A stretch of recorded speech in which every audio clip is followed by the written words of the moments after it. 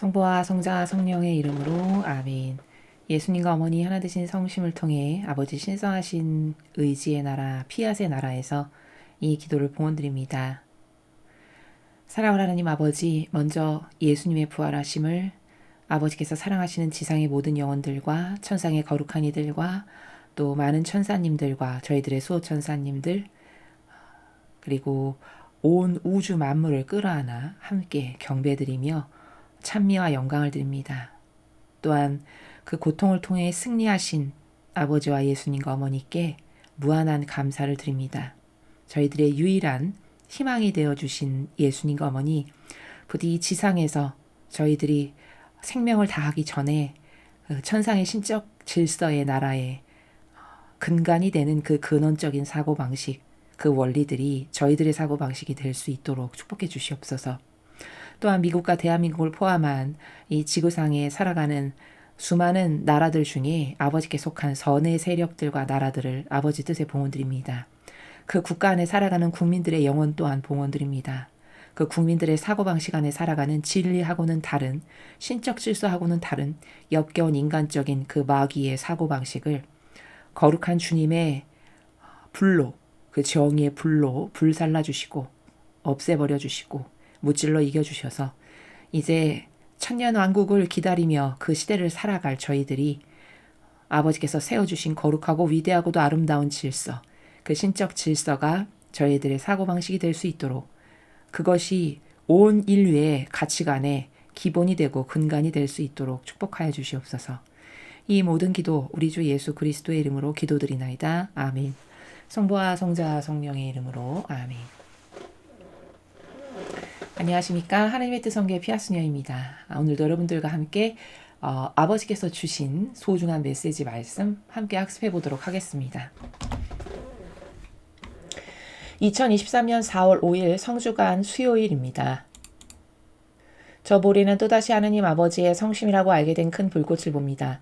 하느님 아버지께서 말씀하십니다. 나를 신뢰하는 영혼은 나를 가장 기쁘게 하는 영혼이다. 그는 내가 그에게 지시하는 일을 분별이라는 미명하에 의심하지 않기 때문이다. 신뢰는 진리로 가는 직통이다. 신뢰하는 영혼은 진리가 자신의 마음속에 들어오는 것을 느낀다. 주님의 말씀입니다. 하느님 감사합니다.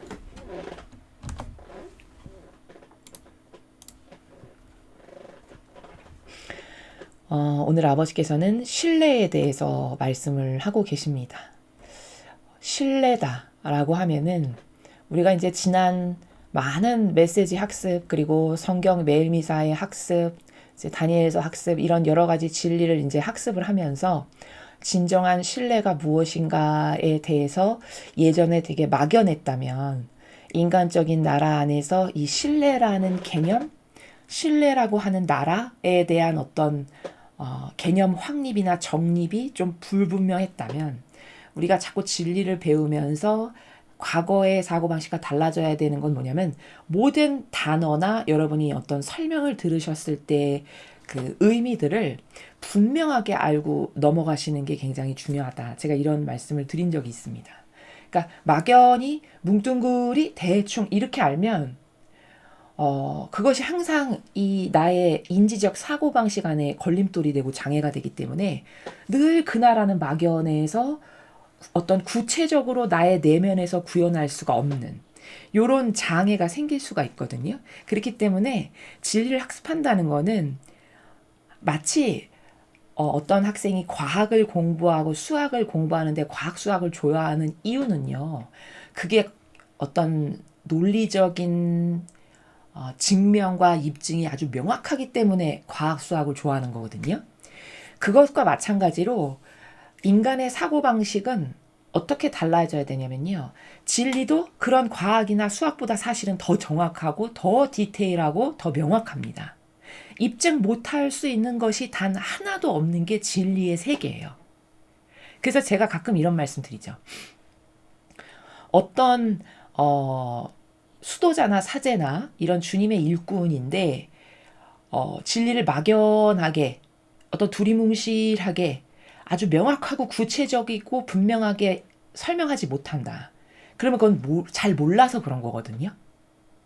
잘 모르기 때문에 본인이 인지하기를 두리뭉실하게 하고 있으니까 그렇게밖에 설명할 수 없는 거거든요. 그러니까 사실은 정직하려면 죄송하지만 저는 잘 모릅니다.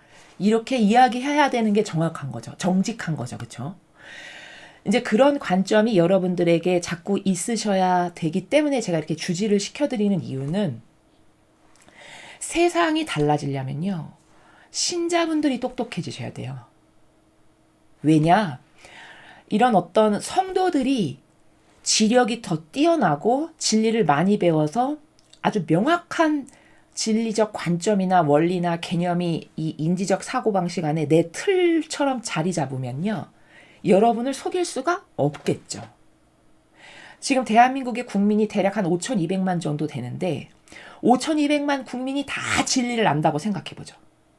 그 진리의 세계를 다 알고 아주 신뢰가 뭐고 믿음이 뭐고 거짓이 뭐고 속이는 게 뭐고 이런 걸 다 안다고 생각해보죠. 지금과 같이 이렇게 빨갱이나 공산주의나 전체주의에게 협력을 할까요? 절대 그럴 일이 없겠죠. 그렇죠? 모르니까 자기 인생을 팔아가면서 자기가 지금 지옥으로 끌려가는지도 모르고 저렇게 협력하고 동조하는 겁니다. 그래서 제가 이렇게 열과 성을 다해서 토로하면서 여러분에게 말씀을 드리는 거는 정말 여러분들이 똑똑해지셨으면 좋겠어요. 제가 똑똑해지셔야 된다고 말씀드리는 거는 자연법에서 뭐 형이상학적인 아주 어려운 단어를 많이 아는 거 절대 그게 똑똑한 게 아닙니다. 오히려 그거는 교만과 자만으로 죽어가요. 이 진리의 나라에서 똑똑해진다는 거는 이런 신적 단어에 대해서 인식이 명확해서 그 인식이 나의 내면 안에 아주 확고하게 자리를 잡고 뿌리를 내려가지고 그것이 내가 사고하는 모든 사고 과정의 기저가 되고 근간이 되는 것. 이게 똑똑해지는 겁니다. 이게 진짜 똑똑한 거예요. 그런 영혼은 절대 속일 수가 없고요. 그런 영혼에게는 마귀가 잘 다가올 수도 없어요. 왜냐하면 잘 속일 수 있는 사람에게나 마귀가 다가가서 손가락으로 이렇게 하나만 까딱해도 속아 넘어가서 자기 하수인이 되기 좋은 그런 사람에게나 마귀가 다가가는 거지. 이 사람은 이렇게도 찔러보고 이렇게도 찔러보고 이렇게도 찔르고 온갖 방법을 다 동원해도 안 속네? 그런 사람에게는 마귀가 잘 오지도 않아요. 그렇지 않습니까? 원리적으로 생각을 해보면. 그렇죠. 그렇기 때문에 진리에 대한 아주 명확한 인식이나 체계가 근간이 튼튼해가지고 그것에 대한 인식도 있고 성령이 뭔지도 알고 그리고 사람이 정직하고 겸손하고 이런 속성도 뒷받침되고 이런 게 다중적으로 점점 갖춰지면요. 그 영혼은 감히 마귀가 잘 오지도 못합니다. 여러분이 그런 영혼들이 되셔서 여러분 주변에 또 여러분과 같은 사람을 자꾸 양육을 하고 전달을 하고 여러분이 빛이 돼서 그 빛을 자꾸 나눠줘서 그래서 이 나라 국민 5,200만이 다 진리적 사고방식을 하는 그런 나라가 되는 것이 저희들의 꿈이고 소망이고 아버지 또한 그걸 원하시는 것이죠. 자, 이렇게 장황하고 거시적인 말씀을 왜 드리냐. 오늘 지금 신뢰라는 단어가 나왔어요. 근데 신뢰, 이 국어의 단어를 모르는 사람은 없겠죠. 그렇죠? 그러나 신뢰라고 하는 영성의 기본이 되고 근간이 되는 그 본질적인 사고방식이나 마음가짐이 되어 있냐. 보면 그렇지 않은 사람이 거의 대다수예요. 신앙이 있어도. 뭐 신앙 없는 사람은 뭐 신뢰라는 단어를 내밀 수도 없고요. 하느님을 알지도 못하는데 어떻게 신뢰를 하겠습니까? 그렇죠? 그러면 최소 내가 신앙이다면은 신뢰는 기본이어야 되는 거거든요. 올바른 신앙생활을 하고 있다면. 근데 그러면 성당에 열심히 나가고 매일 미사에 나가고 영성치 열심히 하고 그런다고 해서 하느님을 신뢰하냐? 그건 그거고 본인의 생활이 진짜 일상생활에서 하느님을 신뢰하는 영혼으로 살아가고 있는지는 그 사람의 말투나 반향 딱 하나만 보면 금방 알 수 있거든요. 그쵸? 근데 그 말투나 동작 하나, 단어 하나, 그 사람이 살아가는 그 나라가 어떤 것인지 그런 작은 것 하나를 가도 대나처럼 훤히 알 수 있는데 그런 걸 보면 거의 대다수의 신앙인도 하느님을 신뢰하지 못해요. 신뢰하려고 애를 쓰는 것 뿐이죠. 그렇죠? 물론 신뢰하기 위해서 노력을 하고 애를 쓰는 것은 올바른 것이겠으나 문제는 올바른 노력을 해야 된다는 겁니다. 올바른 노력. 그러니까 예를 들어 목적지가 저긴데 그러면 저기까지 내가 최단 거리로 어떻게 하면 갈 수 있을까? 요것을 궁리하는 게 올바른 노력이죠. 그렇죠? 근데 목적지가 여긴데 이쪽으로 가는 거예요. 그럼 이거는 노력을 지금 잘못하고 있는 거죠. 많은 신앙인이요. 이렇게 노력을 잘못하고 있는 분이 거의 다예요. 이해되십니까? 신뢰라는 것은 먼저 여러분이 스스로 양심의 나라에 손을 얹고 자기 자신을 테스트해 보세요. 제가 지금 하느님을 신뢰하는가 안 하는가를 아주 결정적인 빼도 박도 못할 증거를 하나 말씀을 드릴게요. 어떤 사람이 하느님을 신뢰하잖아요. 그럼 자기 자아를 절대 안 써요. 그렇겠죠. 그렇죠? 지금까지 저희의 강의를 많이 들으셨으면 자아가 악이라는 것쯤은 이제 기본으로 아실 거예요. 여러분들이. 자아가 내 영혼을 패망시키고 죽이는 악이다라는 것을 여러분이 아신다면 일단 거기까지 학습이 되셨다면 악이 뭔지는 아신 거예요. 자, 근데 그 다음 단계가 그러면 그 자아를 악인데도 불구하고 내가 계속 쓰는 거는 그 자아의 근거에서 뭐를 생각하고 말하고 분별하고 선택하는 거는 하느님의 위대하신 진리가 있고 그분의 신적 질서가 있고 계명이 있고 그분의 말씀이 있는데도 불구하고 그건 뒷전이고 그렇게 내 걸 계속 쓴다는 건 이걸 저는 신뢰 못합니다. 이런 증거죠. 하느님을 신뢰 안 해요. 이런 증거지 않습니까? 그렇죠? 빼도 박도 못할 증거죠. 고로 자아의 근거에서 뭔가를 아직도 생각하고 말하고 주장하고 논고를 펼치고 고집을 부린다? 이거는 하느님을 사실적으로는 신뢰하지 않는다라는 입증의 증거입니다. 이해되시죠? 여러분 스스로 다 마음속으로 양심이라는 게 사람은 있으니까 자기가 지금 하느님을 신뢰하는지 안 하는지는 이거 하나만 가지고도 알 수 있어요. 지금 이 카테고리 한 개만 가지고도. 그렇죠. 근데 이제 이럴 수는 있죠.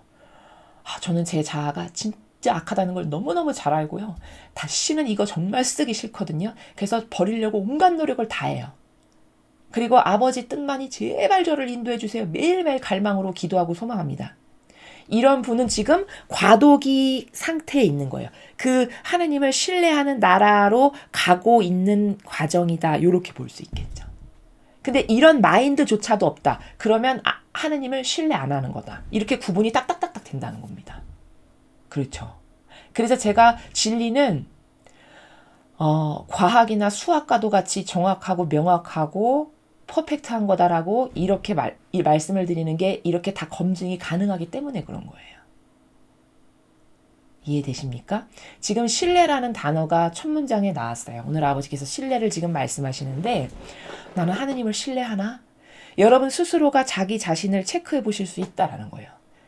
제가 지금 말씀드린 명제 하나만 가지고도 이것 말고도 하느님을 신뢰하는가는 수많은 카테고리가 물론 있습니다만 제일 쉬운 거 누가 봐도 명확하네 증거가 이렇게 인정할 수밖에 없는 게 나는 자아를 따르고 살아가는가 내 자아를 죽이고 하느님의 말씀 이런 말씀 메시지 주시는 혹은 성경에 나오는 수많은 원리들 혹은 계시록이나 우리가 다니엘 예언서를 통해서 배우는 신적인 질서 나는 그걸 따르는 사람인가 이거를 알면 자기 스스로 체크해보면 금방 알 수 있다는 거죠. 그러나 나는 그게 너무 싫어서 지금 버리려고 온갖 힘을 다하고 아둥바둥하고 그것 때문에 기도도 하고 희생도 하고 이러고 있다면 그 사람은 가고 있는 과도기적 상태. 이렇게 구분이 된다라는 거죠. 여러분은 어디에 해당하십니까? 아직도 내 자아가 왜 그렇게 나빠? 이러면 이제 스타트도 아직 안 한 겁니다. 아직 그것을 다 발견하거나 깨닫지 못하였다면. 그렇죠. 그래서 지금 첫 문장의 아버지께서 나를 신뢰하는 영혼은 나를 가장 기쁘게 하는 영혼이다. 이렇게 말씀하십니다. 그러니까 이 진리는 절대 막연한 게 아니에요. 신뢰를 한다면은요. 어떤 사람, 이 세상에서도 마찬가지입니다. 자연법에서도. 예를 들어서 내가 부모님을 신뢰해. 그러면 그 부모님이 말씀하시는 거 하나하나를 절대 소홀히 듣지 않겠죠. 그렇죠? 절대 소홀히 듣지 않습니다. 그리고 그 부모님이 기뻐하실 일, 행복해 하실 일이 뭔가를 찾아서 그것을 드리려고 노력하겠죠. 그렇죠? 이런 게 신뢰 관계예요. 이렇게 사실적으로 입증이 되고 다 검증이 되는 나라다라는 겁니다. 진리의 세계는. 근데 어떤 사람이 말만 맨날 저는 사랑해요, 신뢰해요. 그러나 제가 지금 이야기하는 것처럼 그 사랑과 신뢰한다라고 하는 입증의 증거, 행동으로 나오는 증거들이 없어. 그럼 그건 가짜예요. 명확하죠? 입으로만 하는 건 절대, 세상도 똑똑한 사람은 그런 거 절대 안 믿어요. 100번, 1000번 말해도 안 믿습니다. 하느님은 더 하시고요. 하느님은 얼마나 퍼펙트 하시냐면요. 아브라함이 그렇게 하느님께 일평생을 믿음을 꼿꼿하게 지키면서 살았던 사람인데도 불구하고요. 아브라함에게 어떤 결정적인 축복을 주어야 하시니까 시험을 하세요. 그냥 주시지 않아요. 절대. 그렇죠. 그가 하느님을 신뢰하면서 여태 한평생에 살아왔다라는 걸 아버지가 아실 텐데도 그 중요한 어떤 큰 축복을 주시는 데 있어서 그래 너는 나를 신뢰하니까 이렇게 주시지 않아요. 다 테스트하고 시험하고 그 테스트를 통과하고 시험을 통과한 자에게만 그것에 상응하는 은총과 축복을 주십니다. 이렇게 준엄하신 거예요. 신적인 질서와 법이라는 건 이렇게 백데이터가 있어야 되는 거고 결과치가 있어야 되는 거고 열매가 있어야 되는 거고 이렇게 준엄한 잣대가 있는 겁니다. 이해되십니까? 그러니까 사고방식이 두리뭉실해서 얘도 아니고 아니오도 아니고 이랬다 저랬다 왔다 갔다 변덕 이런 게 아예 내재적으로 있다. 이런 사람은 이런 신적인 질서를 구현하는 데 있어서 그것이 장애물이 될 수밖에 없어요. 근데 막 예오 아니오가 아주 분명하고 그런 것을 정서적으로 좋아하는 사람들이 있습니다. 명확한 거 좋아하고 아닌 거 아니고 기면 기고 할 거면 똑바로 하고 안 할 거면 안 하고 요런 속성이나 어떤 태생적 기질 이런 게 진리를 배우면 발전이 크게 될 수 있는 영혼의 좋은 양질의 속성이에요. 지금 제가 말씀드리는 나라가 어떤 건지 잘 이해가 되시죠? 그래서 신뢰 그러면 내가 하느님을 신뢰하기 때문에 나를 희생으로 그분을 기쁘게 해드리기 위한 실제적인 행위가 뭐가 있나. 그것이 신뢰한다라는 증거고 혹은 신뢰하기 때문에 내 것을 절대 안 따르고 늘 하느님의 기준만을 따르려고 사실적으로 노력하는 행동하는 행위가 나한테 뭐가 있나 이런 게 신뢰한다는 근간의 기준이 되는 거예요. 아버지 보시기에. 이해되시죠? 그러니까 신뢰라는 단어는 막연한 게 아니라 여러분이 진짜 하느님을 신뢰하신다면 여러분은 하느님 때문에 어떤 희생도 감수할 각오가 되어 있고 사실적으로 그렇게 살아가고 있는가를 검토해 보시면 내가 하느님을 믿고 신뢰하는구나 아니구나를 자기 자신도 스스로 체크가 가능하다는 겁니다. 그런 나라예요. 신뢰라는 나라가. 이해되십니까? 그래서 지금 아버지는 첫 줄에 나를 신뢰하는 영혼은 나를 가장 기쁘게 하는 영혼이다. 왜? 신뢰하니까 그 신뢰하고 사랑하는 그분을 위해서 어떻게 하면 더 기쁘게 해드리고 어떻게 하면 더 만족감을 드릴까라고 노력하는 건 지극히 당연한 거다라는 겁니다. 그렇죠? 세상에 그 별것 없는 보잘것없는 비루한 사랑 관계도 사랑을 하면은 나를 희생으로 뭐를 내어놓는 걸 아깝게 생각 안 하잖아요. 그렇죠? 그런 거랑 마찬가지라는 거죠. 그는 내가 그에게 지시하는 일을 분별이라는 미명하에 의심하지 않기 때문이다. 자, 두 번째 카테고리 나왔습니다. 자, 신뢰한다면 하느님을 기쁘게 하는 것을 영예로 여기면서 수행을 한다라는 것이고요. 두 번째 증거. 누가 하느님을 진짜 신뢰하는가라고 볼 수 있는 두 번째 기준이 뭐냐? 하느님께서 지시하는 일을 분별이라는 미명하에 의심하지 않는다는 거예요. 이게 뭐냐면 가끔 그런 분들 계세요. 내가 들어봐야 알지. 진짜인지 가짜인지. 내가 봐야 알지. 진짜인지 가짜인지. 내가 봐야 분별을 할 거 아니겠어. 이렇게 말씀하시는 분들 계세요. 그걸 두고 지금 말씀하시는 거거든요. 아버지께서 두 번째 문장은. 근데 그 말은 그 말 자체가 성립이 안 되는 게 왜냐하면 본인이 진리가 아닙니다. 그렇죠? 게다가 본인이 진리를 다 알지도 못해요. 그렇지 않습니까? 그러면 진리를 다 알지도 못하는 사람이 분별을 한다? 분별이라는 건 기준이 있어야 그 기준에 근거해서 이것이 맞네, 틀리네 이렇게 말을 할 수 있는 거거든요. 그쵸? 그러면 먼저 분별을 하겠습니다 라고 하면 그것 이전에 먼저 명확한 그 분별을 할 수 있는 기준이라고 하는 잣대가 내 안에 내재적으로 있는가가 먼저 선언적으로 확인이 돼야 돼요. 그렇지 않습니까? 근데 거의 다 대다수의 사람은 자기가 봤을 때 옳고 그름을 분별한다라고 말해요. 그렇죠? 근데 본인이 가지고 있는 그 기호나 정서가 경향이 절대 진리적이지 않아요. 다 마귀에서 온 것들이거든요. 그렇지 않습니까?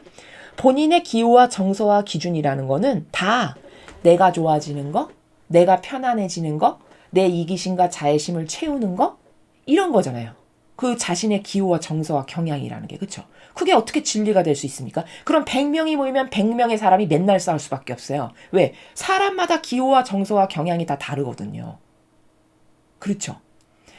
이거는 진리를 알고 그럼 진리를 안다는 건 또 무슨 말이냐면 예수님이나 성모님께서 성경에 통해서 우리에게 가르쳐 주시는 두 분의 가르침, 정신, 모범을 통해서 추출해낼 수 있는 다양한 다스림의 원리들이에요.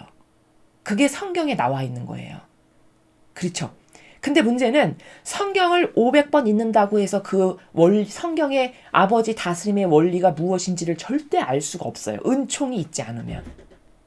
그렇지 않습니까? 성경 100번 통독한다고 그 성경의 창세기며 수많은 예언자들이 전해주는 그 안에 무수히 많은 아버지 다스림의 원리들, 신적 원리들이 담겨져 있는 건데 그게 보이냐? 알 수 있냐? 알 수가 없습니다. 여러분 경험 많이 하시잖아요. 그냥 문장을 읽는 거지 그 문장을 통해서 거기서 하느님께서 우리들에게 따라야 될 가치관이나 질서를 가르쳐 주는 건데 그것이 무엇인지 추출해낼 수 있냐? 그것은 아버지께서 빛을 주셔야만 그 은총의 빛이 있어야만 그 빛으로 그 빛을 보는 거기 때문에 은총이 없고선 도저히 알 수가 없습니다. 그렇죠. 그래서 여러분이 열심히 진리를 배우시라고 제가 매일 말씀드리는 거예요. 진리를 배운다는 건 그 빛 한 가닥을 갖게 되는 겁니다. 그럼 매일 열심히 배우면 빛 한 가닥, 한 가닥, 한 가닥이 계속 쌓이면 어떻게 될까요? 처음에는 빛이 가는 한 가닥이었으니까 배우나 마나 똑같은 것 같고 잘 모르겠으나 그것이 쌓이고 쌓이고 쌓여서 10년, 20년을 진리를 만약에 배운다. 그럼 무수히 많은 빛가닥이 내 영혼 안에 내재화되겠죠. 그러면서 과거에 안 보였던 것이요. 대낮처럼 보입니다. 진리를 많이 학습해서 은총이 뒷받침이 되잖아요. 그러면 어떻게 되냐면요. 저 사람이 말하지 않았는데 그 사람 마음의 그림자가 보여요. 아무 말도 안 했는데. 어떤 작은 행동 하나 했는데 어떤 의지와 의도를 가지고 저런 행동을 했는가가 다 보입니다. 그래서 빛이 무서운 거예요. 진리의 빛이. 이해되시죠? 그래서 여러분에게 매일 열심히 학습하시라고 말씀드린 겁니다. 여러분이 다 그렇게 올바른 분별의 기준, 진리에 근거한 분별의 기준을 갖게 됨으로써 마귀에게 속지 않고 주변 사람에게도 그걸 전함으로써 긍정적이고 선한 영향력을 끼쳐서 이 나라 전 국민이 다 진리를 안다면 이 나라가 얼마나 훌륭한 나라가 되겠습니까? 그렇죠. 그런 역할을 주님의 깨어있는 자녀들이 해야 된다는 거죠. 자, 분별이라는 것은 반드시 진리를 아는 사람만 할 수 있어요. 진리에는 수많은 원리와 관점과 개념들이 있어요. 근데 그것이 성경에 문장으로 야, 이게 원리다 이렇게 기술되어 있는 게 아니에요. 그 수많은 아버지의 말씀 안에 숨어 있어요. 내재적으로. 그래서 제가 그렇게 내재적으로 숨어 있는 걸 여러분에게 전달할 때 행간이다, 뉘앙스다 이런 단어를 써서 표현을 하는 거예요. 그렇게 숨겨져 있기 때문에 그 진리의 빛을 받은 사람의 영혼에게는 그 빛으로 빛을 볼 수 있게끔 되어 있는 거기 때문에 알 수 있으나 평생 가야 단 한 번도 진리를 들어보지도 못하고 배우지도 않았으면 그 진리를 알 수 있는 길은 없습니다.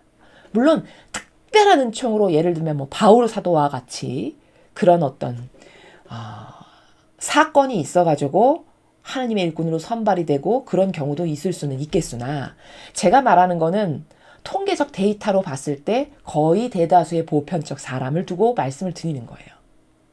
그렇죠? 근데 사람이 얼마나 무식하냐면 자기가 진리를 잘 알지도 못하는데 자기가 뭘 분별하겠대요. 이거는 좀 저급하게 표현하면은 배꼽이 웃을 일이에요. 그렇지 않습니까? 아니, 분별을 하려면 분별의 기준이 있어야 되는데 그 분별의 기준은 진리인데 본인이 진리를 잘 알지는 못하는데 내가 좀 봐야 되겠는데 내가 좀 보아야 알지. 그 말 자체가 성립이 그래서 안 된다라는 겁니다. 그렇죠. 그리고 더 하느님이 보시기에 지금 이게 반감이 들고 이렇게 표현하면 좀 더 저급하겠지만 참 인간이란 존재는 웃기다라고 생각할 수밖에 없는 게 여기 지금 이 보시면요. 두 번째 문장이 내가 그에게 지시하는 일을 분별이라는 미명하에 의심하지 않기 때문이다. 그러니까 역으로 말하면 교만과 자만이 있는 그 인간은 하느님께서 뭐를 시키시잖아요. 그러면 자기가 진리도 잘 모르면서 내가 분별해야 되겠어 라고 해서 이거 좀 아닌 것 같아. 이건 맞는 것 같아. 이렇게 의심하고 자기가 거기서 판단한다는 거예요. 그렇죠. 이거는 마귀에게 현재 자기가 유린당하고 있다는 걸 자기만 모르는 겁니다.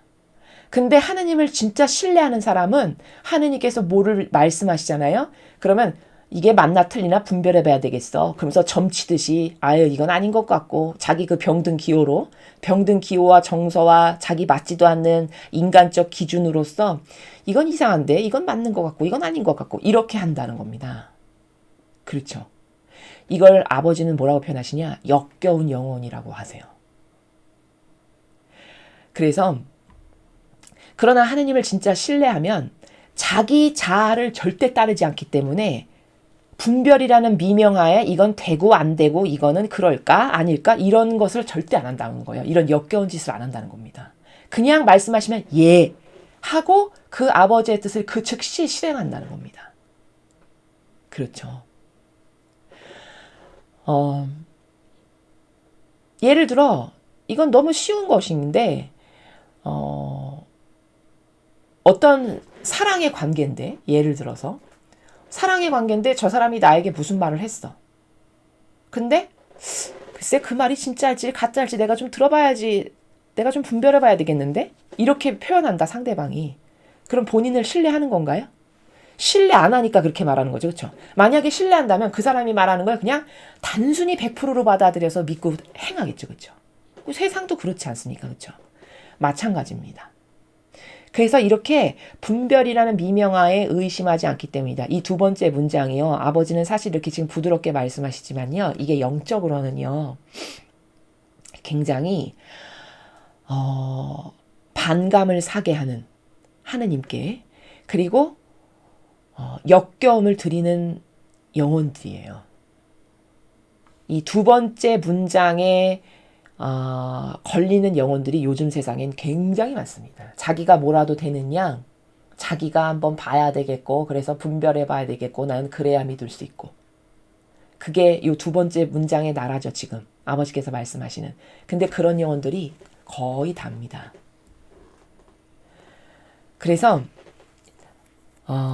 이런 어떤 가짜는 자기, 감히 하느님의 그 위대하신 진리 앞에 가짜는 자기가 올라와서 그 가짜는 자기가 뭘 좀 분별해 봐야 되겠네.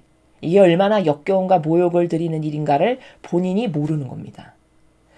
이 대표 주자가 누구냐 성경에 토마스 있죠. 토마스. 부활하신 예수님을 제자들이 나는 그분을 배웠어 막 신나서 얘기했는데 그 자리에 자기만 없었잖아요.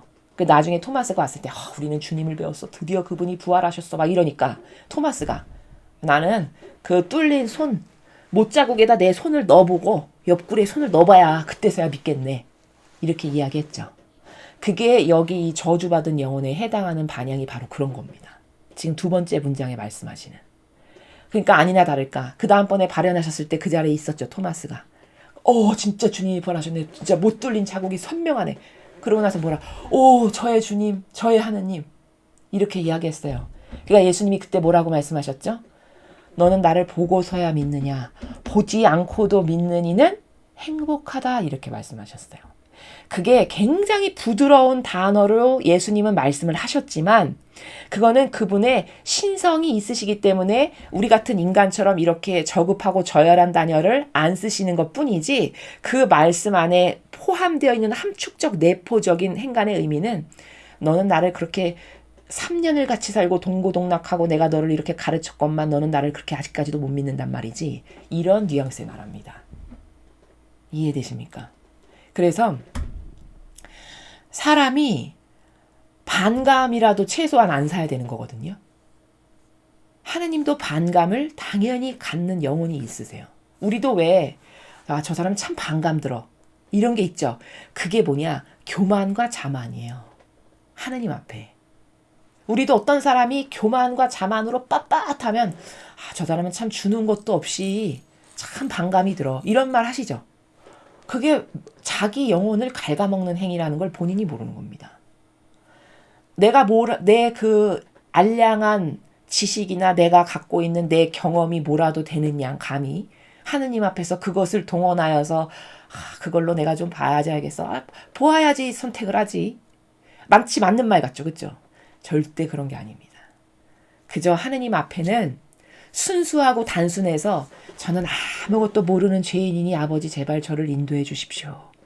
이렇게 정직하든가 아니면 진짜 똑똑해서 이런 진리를 다 듣고 여기 머릿속에 정리가 딱딱딱딱딱 팍팍팍팍 돼가지고 이건 믿을 거 딱 믿고 이건 아니야 잘못해서 확 버리고 이렇게 하든가 이 둘 중에 하나의 노선을 선택해야지 이거 똑똑해서 뭐를 똑바로 선택하는 것도 아니고 착하고 겸손하고 정직해서 그냥 저는 시키는 대로만 하겠습니다. 제발 저를 이끌어주세요. 이것도 아닌 이 가운데 있죠. 이 가운데가 저주받은 영혼이에요. 이거를 예수님은 성경에서 뭐라고 말씀하셨냐? 뜨겁거나 차갑던지 둘 중에 하나여야지 나는 이 뜨겁거나 차가운 거 아니고 이 가운데는 다 뱉어버린다. 이게 여기에 해당하는 사람들입니다. 그럼 여러분 주변을 둘러보세요. 요즘에 뭐 좀 배웠다. 요즘에 거의 다 대다수의 사람이 대학을 나오잖아요. 그렇기 때문에 그 교만과 자만이 하늘을 찔러가지고 이렇게 착하고 순수해서 하느님 앞에 아주 작은 자로서 제발 저를 인도해 주십시오. 저는 아무것도 모르는 멍청하고 죄인이니 아버지가 시키시는 대로만 했으면 제발 좋겠습니다. 이런 사람은 찾아보기가 거의 힘들고요. 똑똑한 것도 이상하게 똑똑해가지고 내 학벌이나 내가 가지고 있는 세상적 신분지위 있죠. 무슨 사자 붙은 직업이라던가 이런 걸 갖고 있으면 그게 곧 이꼬로 나의 인격으로 생각을 해요. 그렇죠? 그래서 동질화 시켜서 나는 대단한 사람인 것처럼 이런 게 뭐냐? 이런 게 하느님 앞에 축복을 자기가 자기 발로 차는 영혼입니다. 우리 인간도 그런 것을 보면은 어떤 사람의 그런 반향을 보면 저 사람은 참 주는 거 없이 별로야. 참 반감 들어. 친하게 지내고 싶지 않죠. 하나님도 마찬가지세요. 그래서 예수님께서 그런 인간의 깨닫지 못하는 그 인간 군상을 두고 말씀하시기를 나는 차갑거나 뜨겁거나 둘 중 하나만 선택하지 그렇지 않은 이 가운데 미적지근한 게 바로 그런 거예요. 제가 지금 여러분에게 설명드린 이런 건 다 뱉어버린다가 그 나라를 두고 그런 인간을 두고 말씀하시는 거다라는 겁니다. 이해가 되시죠? 그럼 여러분 빨리 계산하셔야 돼요. 나는 어떤 노선을 따라갈 건가. 똑똑해가지고 진리를 들으면 이거 정말 퍼펙트한 진실이구나. 이거 말고 다 버려. 확 버릴 수 있거나 그게 잘 안 돼.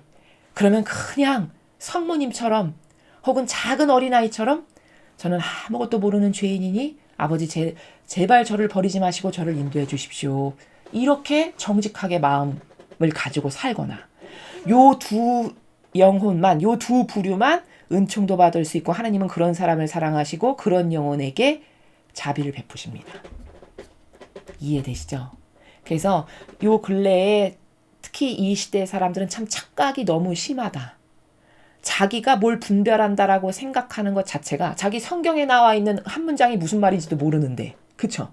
성경에 나와 있는 수많은 비유나 예수님의 말씀 그 무슨 뜻인지도 잘 모르는데 그런 내가 뭘 분별을 한다? 그런 나의 병든 기호 정서 경향으로 옳으네 그르네 이건 아닌 것 같고 저건 틀린 것 같고 코드가 맞네. 이게 감히 하느님 앞에서 어느 정도로 무식하고 용감하면 그런 말을 할 수 있을까요? 그렇죠? 이 두 번째 문장은 심히 반성해야 될 것이 많은 함축적 의미가 담겨 있는 말씀입니다. 사실은.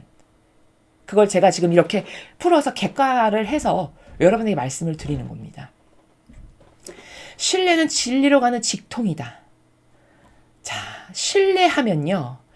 직통으로 간대요. 진리의 나라를.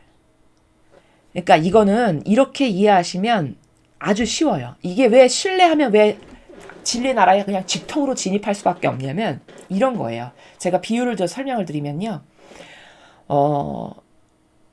내가 어떤 사람을 업어서 부산까지 데리고 가야 돼. 예를 들어서. 그러면은요. 내 등에 엎여 있는 사람은 부산까지 제일 안전하게 갈 수 있는 방법이 뭐죠? 그렇죠. 나를 믿어서 업어주는 사람, 나를 믿어가지고 내 등에 나만 믿고 찰싹 달라붙어서 나를 놓지 않으면 부산까지 그냥 편안하게 안전하게 갈 수 있어요. 그렇죠? 예, 그게 방법이에요. 근데 이 엎여 있는 사람이 지나가다가 나 떨어질 것 같아서 불안한데 해서 나뭇가지를 확 잡았어. 그래서 이걸 놔야지 가지 막 이 사람이 그럴 거 아니겠어요? 그 불안해서 낫는 것도 빨리 못 나. 그래서 이렇게 서서히다 좀 가다가 또 나 떨어뜨릴 것 같은데 해서 이거 딱 잡았어. 그러면 이걸 놔야지 가지. 이 사람이 이렇게 하겠죠. 자기 자아나 자기 기호 정서 가지고 있는 게 바로 뭐냐면요.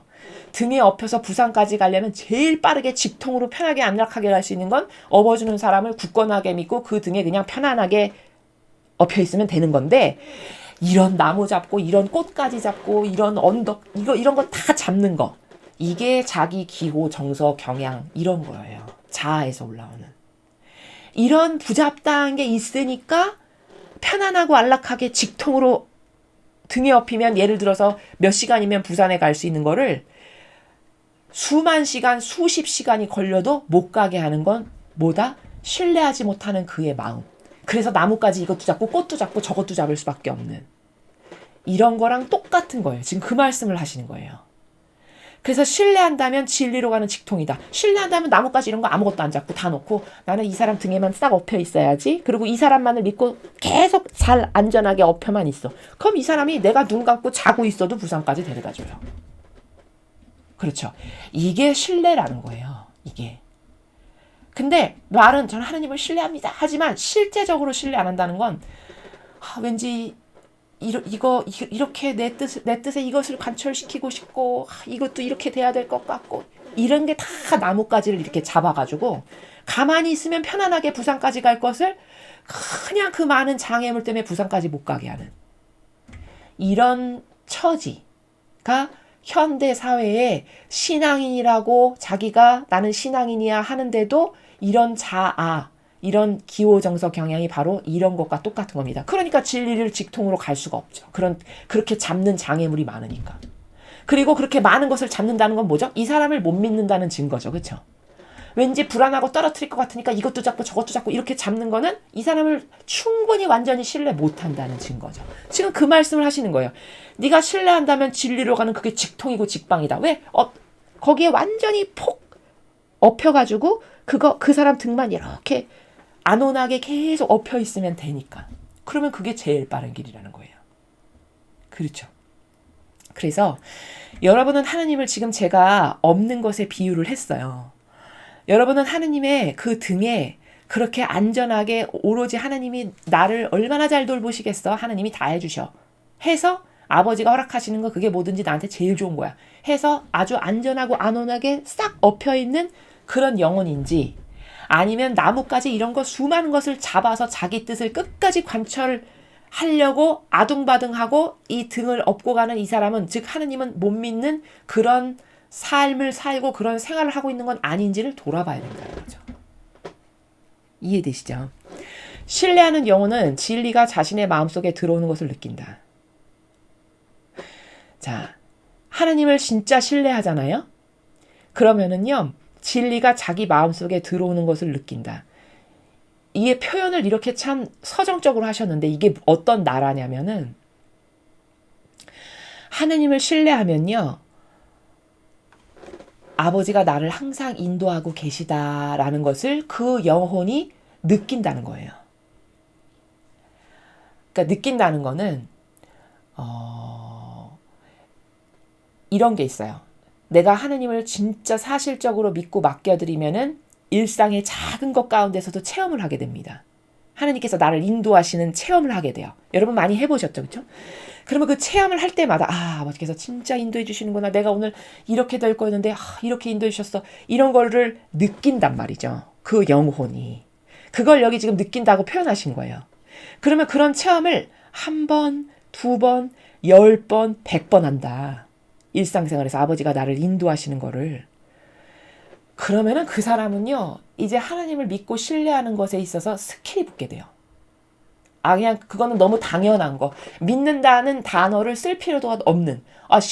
신뢰라는 단어를 어디 하나님과 나의 관계에 썼어. 그건 기본이지. 이렇게 되는 거예요. 이 관계성이. 우리가 이걸 영성이라고 하는데, 그렇게 점차 발전이 됩니다. 그래서 지금 아버지가 말씀하시는 마지막 문장은 진리가 자기 마음속에 들어오는 것을 느낀다. 아버지가 지금 나를 이끌고 계시고 인도하고 계신다는 것을 일상의 소소하고 작은 체험과 경험들이 쌓이면서 하느님과의 그 밀접한 관계를 맺어서 아버지가 지금 이끄신다는 것을 본인의 영혼이 느끼고 안다는 거예요. 그걸 이렇게 표현하신다는 겁니다. 그래서 이 마지막 문장은 다른 문장으로 표현하면은 아버지께서 나를 늘 아버지 뜻으로 움직이실 것을 나는 확신한다 라는 뜻이고, 또 내 안에서 예수님이나 어머니께서 다양한 창조의 행위, 생명의 작용, 생명의 활동을 하신다라는 것을 아주 확신한다라는 이런 표현으로도 말씀드릴 수 있고, 기타 등등의 다양한 표현으로 관점으로 말씀을 드릴 수 있습니다. 그러나 여러분의 일상의 작은 생활에 제가 딱 맞춰서 표현을 하면 그렇게 어떤 작은 소소한 경험과 체험들을 통해서 여러분이 자꾸 하느님께로 마음이 열려가지고 확신의 강도가 옛날에는 이렇게 바늘구멍처럼 작았는데 이게 점점 이렇게 커지는, 그것을 지금 마음속에 진리가 들어오는 것을 느낀다. 아버지가 지금 나를 이끌고 계시구나. 이것을 영혼이 점점 더 확실하게 깨닫고 알게 된다는 걸 이렇게 표현하신 거라는 겁니다. 이해되시죠? 그래서 오늘 메시지는 여기까지인데요. 여기 지금 중간에 오늘 이 전체 내용은 신뢰 나라가 뭔가 진짜 하나님을 신뢰하는지는 여러분 스스로의 양심만 있으면, 제가 아까 서두에 드린 명제 하나만 가지고도 난 하나님을 지금 신뢰하나, 한다면 몇 %나 하나, 이런 거를 점검해 볼 수 있다고 말씀드렸죠. 그 다음에 두 번째 중요한 단어가 여기 분별이라는 단어거든요. 분별. 지금 이 분별이라는 단어가 나왔기 때문에 잠깐 여러분에게 이것과 관련된 말씀을 좀 드리면요. 어떤 구독자님께서 그런 의문의 글을 주셨어요. 저희가 이제 이런 메시지 혹은 뭐 계시록, 그 다음에 다니엘서 이런 거를 설명하다 보면은 제가 천상의 책을 이렇게 나와 있고 거기에 나와 있는 신적 질서가 이런 거고 이렇게 예시를 들어서 종합적으로 설명을 드리잖아요. 근데 어떤 분이 천상의 책을 어떤 사제가 이렇게 문제가 많은 잘못된 거라고 강의를 하셨던데 어떤 게 진짜입니까? 이제 이런 궁금증을 말씀을 하셨어요. 근데 진짜인지 가짜인지를 알려면요, 제가 지금 여기 분별이라는 단어가 나와서 말씀드리는데 그게 곧 분별이죠, 그쵸? 여러분, 분별이라는 거는요, 제가 아까 강조해서 말씀드렸던 것 중에 뭐죠? 누구만 할 수 있다고요? 그렇죠. 진리를 아는 사람만 분별할 수 있어요. 근데 그럼 여러분이 생각하셨을 때 사제는 진리를 아주 다 달통하고 능통한 사람 아닐까? 요렇게 생각하시는 게 오해예요. 여러분, 수도자라고 해서, 사제라고 해서, 교황이라고 해서 진리의 모든 것을 달통하고 능통한 그런 전문가가 절대 아닙니다. 절대 아니에요. 근데 그러면 저 사람이 진리를 아는 사람인가 모르는 사람인가는 성경을 아는가 모르는가를 보면 알 수 있어요. 그렇죠. 근데 이 거짓 교회는 제가 감히 단언하건대 진리를, 즉 성경을 몰라요. 너무 확신적으로 말한다고요? 제가 입증을 할게요. 여러분, 진리를 안다면요, 절대 저렇게 살 수 없어요. 그게 증거예요. 진리를 안다는 건요, 예수님의 정신과 가르침과 모범을 안다는 거예요. 바꿔 말하면 진리를 안다는 건요, 성모님의 정신과 가르침과 모범을 아는 겁니다. 그렇기 때문에 두 분의 정신과 가르침과 모범대로 살려고 애쓰는 사람이어야 돼요. 그렇죠? 근데 여러분이 요즘 교회의 현실을 너무 잘 아시니까 제가 이렇게 말씀을 드리면 납득을 하실 텐데요. 요즘 여러분이 교회, 성당에 가보시면, 그리고 이 거짓 교회의 수장이라고 하는 교황이 발언하는 것을 보면 절대 예수님의 정신과 가르침과 모범에 부합하는 것하고는 단 하나도 부합하는 걸 말하지 않아요. 그렇죠. 행동하지 않아요. 그렇죠. 고로 진리를 모른다는 뜻이에요. 알면 행동으로 나오게 되어 있습니다. 절대, 왜냐하면 성경에 예수님의 모범을 따르겠습니다, 이렇게 해서 자언해서 나왔는데 그 모범대로 안 살면 어떻게 된다고 나와 있나요? 연자매를 달고 깊은 바다에 던져지는 게 더 낫다, 이렇게 되어 있어요. 거기만 되어 있냐? 아주 뜨거운 불 붙는 그 패망하는 지옥에 거짓 예언자가 간다라고 계시록에 수두룩하게 입증 증거가 있습니다. 앞으로 이제 제가 계시록 설명할 때 말씀을 또 드릴게요.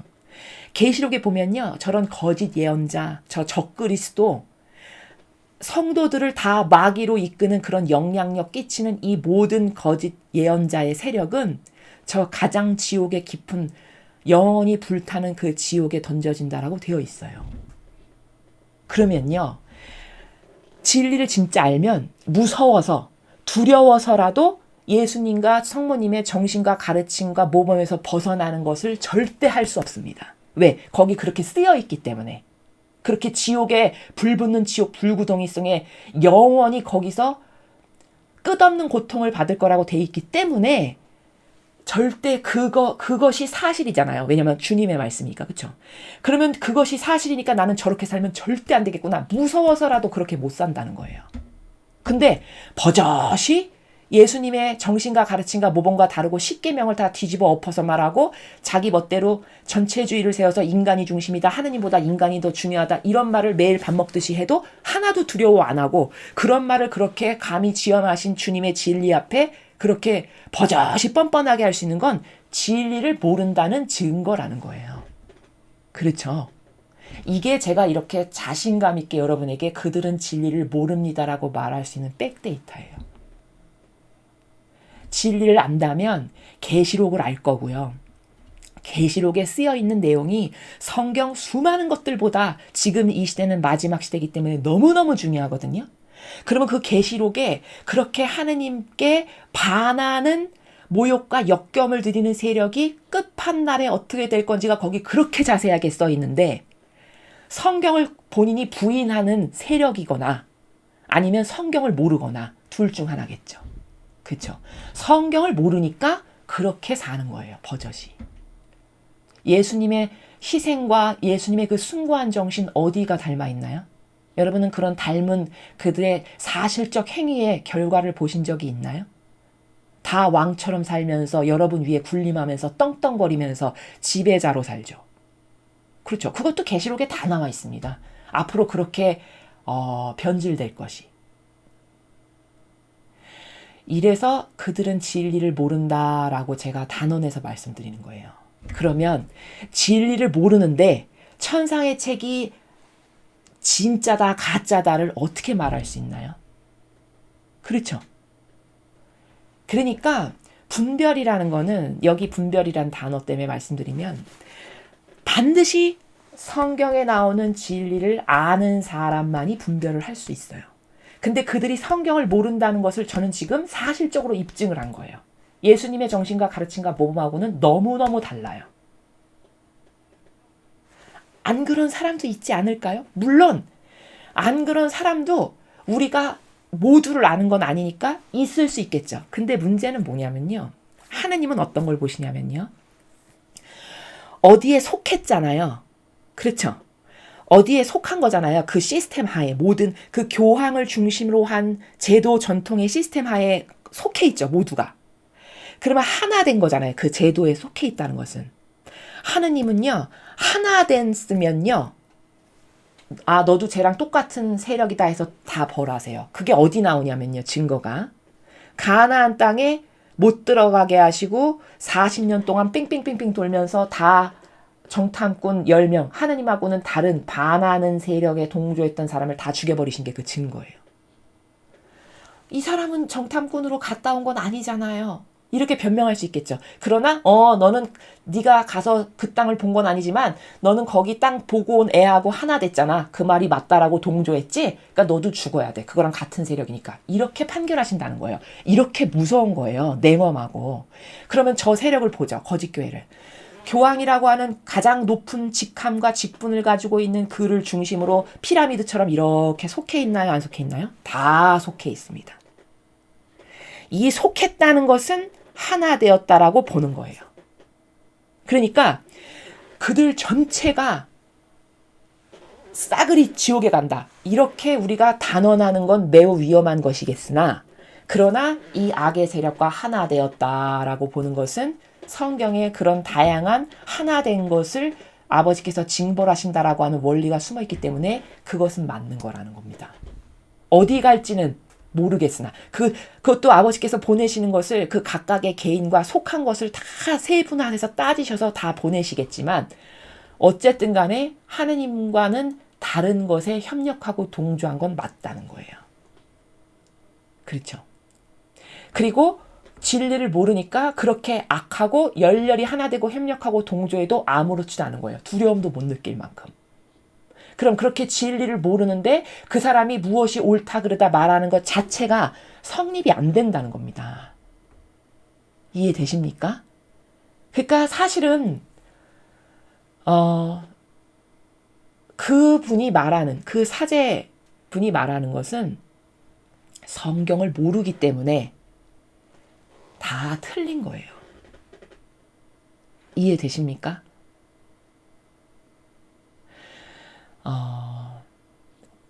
그 동영상을 저희 신자분들께서도 이렇게 이런 영상이 있습니다. 수녀님 저한테 이렇게 말씀을 해주세요. 그래서 제가 그걸 좀 보았는데요.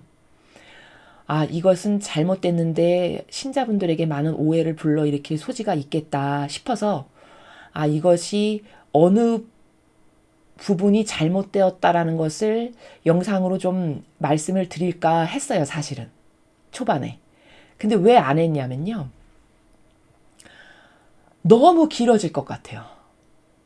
왜냐면 그분이 굉장히 오랜 시간 말씀하셨는데 말씀하신 문장 하나하나마다 다 왜 잘못됐음을 말해야 될 수준이에요. 그게 왜 틀렸음을, 왜 진리가 아님을. 그러면 제가 만약에 그 영상을 녹화하면 한 대여섯 시간은 해야 될 만큼입니다. 그래서 아, 이거는 그렇게 하는 건 너무 무리겠다 해서 좀 보류를 했는데요. 이런 말씀도 왜 드리냐면은 저희 강의를 들으시는 구독자님이 질문을 하셨길래 아, 그런 오해의 소지가 있으시겠다 싶어서 혼란이 있으시겠다 싶어서 말씀을 드리는 거예요. 일단 진리를 모르는 사람이 뭔가를 판단해서 단정해서 말하는 것은 굉장히 위험한 거다. 그럼 진리를 알고 모르고는 어떻게 단정할 수 있냐?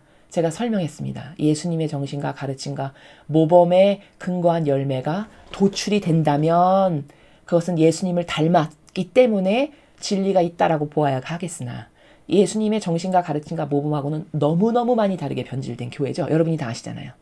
그럼 그는 진리를 모른다는 거예요.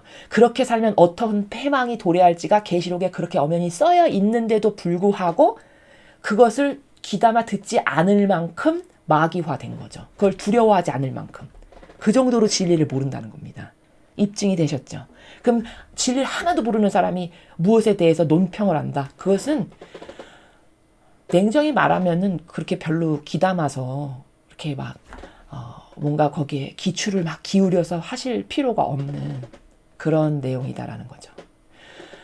사실 천상의 책은요, 천상의 책에 나오는 모든 내용은요, 다 성경에 나오는 원리들에 근거하여 입증이 다 가능한 책입니다. 천상의 책에 나오는 내용이 다 성경에 나오는 내용이에요.